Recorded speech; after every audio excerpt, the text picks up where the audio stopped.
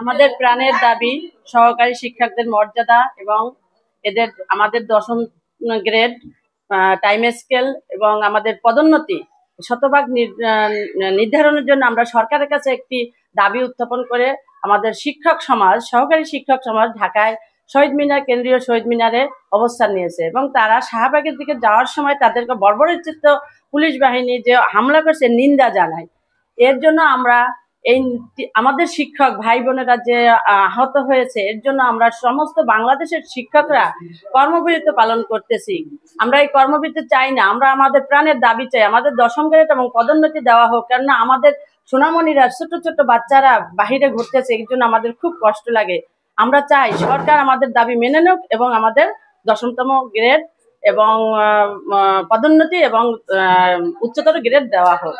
আপনারা নিশ্চয়ই অবগত আছেন গতকালকে ঢাকা শহীদ মিনারে কি ঘটনা ঘটেছে আপনারা জানেন। এর আগে আমরা 30শে আগস্ট আন্দোলনে গিয়েছিলাম, সেখানে সরকার বিভিন্নভাবে আমাকে দাবি দেওয়া পূরণ করবে, 11তম গ্রেড দেবে, বিভিন্ন কথা বলার পরেও তারা আমাদের বিভিন্ন অজুহাত দেখায়, এই মন্ত্রণালয় ও মন্ত্রণালয়, ও মন্ত্রণালয়, এই অর্থ মন্ত্রণালয় শোনে না, এই বিভিন্ন রকম ঝামেলা আমার সাথে করে, যার কারণে আমরা আন্দোলনে পুনরায় নামতে বাধ্য হয়েছি।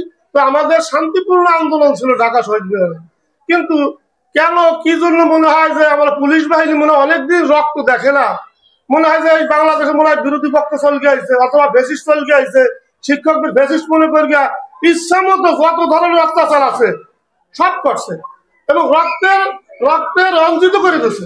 তো এর তীব্র প্রতিবাদ জানাই এবং পাশাপাশি আমাদের ঢাকায় আমাদের অবস্থান কর্মসূচির সাথে সাথে এর প্রতিবাদে আমরা বাংলাদেশের প্রত্যেকটা স্কুলে কর্মবিরতিতে আছি।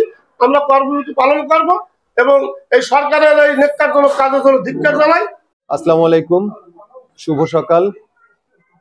আমি অত্যন্ত মর্মাহত যে আজকে আপনারা সাংবাদিক ভাইয়েরা, ইলেকট্রনিক্স মিডিয়া, প্রিন্ট মিডিয়া যারা আছেন, আপনাদের কাছে বলা ছাড়া বা আপনাদের মাধ্যমে আজকের আমাদের এই যে দাবি, প্রাণের দাবি, এটি উত্থাপন করা ছাড়া কোনো বিকল্প নাই। আমি আগে আমার পরিচয় দিচ্ছি। আমি একেএম ফয়সাল আলম, সভাপতি, বাংলাদেশ প্রাথমিক শিক্ষক সমিতি, উপজেলা নাজিরপুর। আপনারা অবগত আছেন যে বিগত 30শে আগস্ট আমাদের একটি আন্দোলন কর্মসূচি ঢাকায় ছিল। তখন আমাদেরকে বলা হয়েছিল, আমাদের একটি প্রতিনিধি দল যমুনায় ডাকা হয়েছিল, আমাদের মাননীয় প্রধান উপদেষ্টা তার কাছে আমরা স্মারকলিপি দিয়ে এসেছিলাম যে আগামী দিনে আমাদের হয়তো আর আন্দোলনে আসা লাগবে না। কিন্তু আমাদের গতকালকে আমাদের সহকারী শিক্ষকদের 3টি প্রাণের দাবি, 10ম গ্রেড, শতভাগ পদোন্নতি, 10 বছর ও 16 বছরের উচ্চতর গ্রেড, আমরা কিন্তু কোনোটাই পাইনি। আজকে দেখেন যে এটি আমাদের যৌক্তিক দাবি, কিন্তু আজকে আমরা শিক্ষক, জাতির মেরুদণ্ড গড়ার কারিগর, বা আমাদেরকে জাতির বিবেক বলা হয়, কিন্তু আমাদেরও তো পরিবার পরিজন সন্তানাদি লেখাপড়া করে।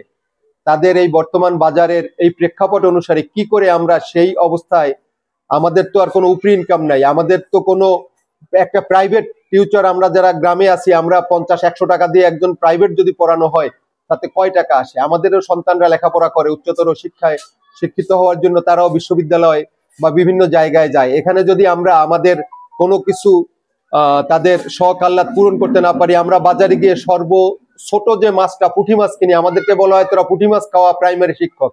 এখনো যদি আজকে এই ডিজিটাল বাংলাদেশে এই অবস্থা হয়, আজকে আমাদের যে ইন্টেরিয়ান গভর্নমেন্টের প্রধান, উনিও একজন টিচার, তাই আমি ওনার কাছে উদাত্ত আহ্বান জানাবো। এবং আমাদের এই উপদেষ্টা পরিষদে 3 জন ছাত্র প্রতিনিধি ছিল, বর্তমানে 2 জন আছে, তারাও জানে, তারাও দরিদ্র বাবা মায়ের সন্তান, তারাও তো লেখাপড়া করে, কি পরিমাণ অর্থ দরকার এবং তাদের কি পরিমাণ জীবন নির্ধারণ করতে গিয়ে ভাই বোন সহ তাদেরও আছে, তারাও জানে।